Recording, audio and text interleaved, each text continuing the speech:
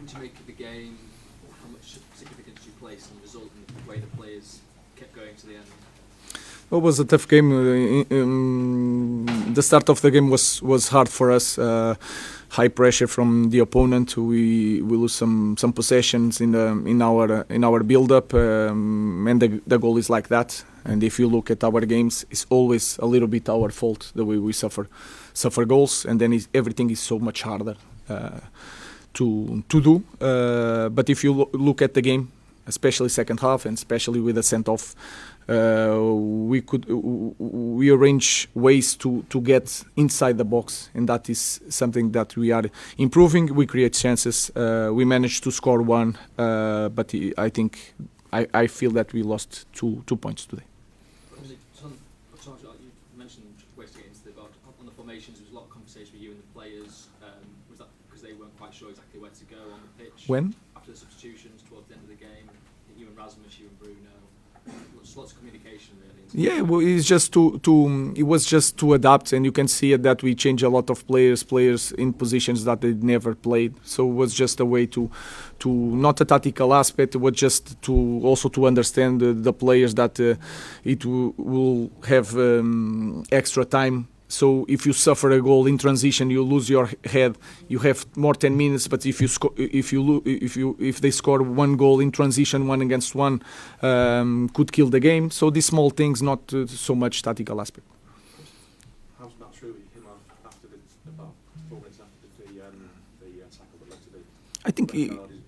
Yeah, I think he's okay. Yeah, he will be ready. But in this kind of situations, in this moment, anything that could be a danger for a player that in one position we lost Dalot, we try to save that. And obviously, you were keen to not get injuries going into the game on Thursday.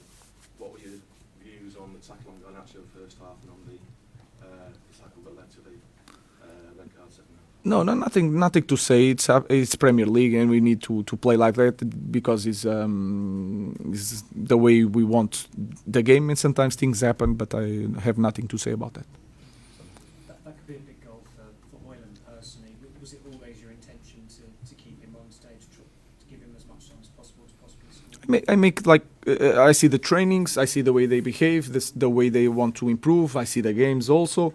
And I try to put the best 11 to win games. That's all. Of course, I want to support my players. I was a player, and sometimes you have bad moments, difficult moments in a big club. So I think it was a good moment for him, but it's just a goal. Let's focus on Thursday. And just on your shore, was the plan all along for him to have 90 minutes today? Was not the plan to have 90 minutes, but then when you need to win games. So and you can feel it that it was like overload in that part of the field. He's really good on crosses. He's really good in the final third, the decision. He has a lot of quality, and in this when we are losing and drawing, you don't think about the next game. You need to win. I was not focused on the next game. Ruben, either today or at some point, Liverpool will get their 20th title, which will bring them level with Manchester United. The fans sang about it today. A lot of them are kind of pessimistic about what's going to happen over the next few years. I realise you can only deal with now, but how do you feel what you're trying to achieve is kind of bedding in that gives the hope that United can at least challenge? The first thing is to focus on ourselves and not in the other teams. The next thing is to be really honest. We are in the different levels in this moment, but then explain that everything can change. And I remember when I started seeing Premier League was the opposite. So everything can change. So we need to focus and step by step, not trying to think too far ahead. We have a ultimate goal that is winning the Premier League. And again, I'm not crazy. I know that it's not going to be next year, but we are trying to build something. And the small things are really important, and we did that during this year. We need to improve next year. But I know that is important for the fans. We know that, but we need to be honest with them and to work hard every day. Boylan did do well to get on the score sheet today, but there are still rumours about bringing in a striker for the summer. But with Boylan being 22, Xerxes 23 and Chido 17, what's your opinion about bringing in a more experienced striker closer to the finished article to maybe mentor the others? We have a lot of things to do in still this season, and we are focused on. We like our strikers. We are improving our strikers. We'll see what happens in the next season. But in this season, Josh cannot play.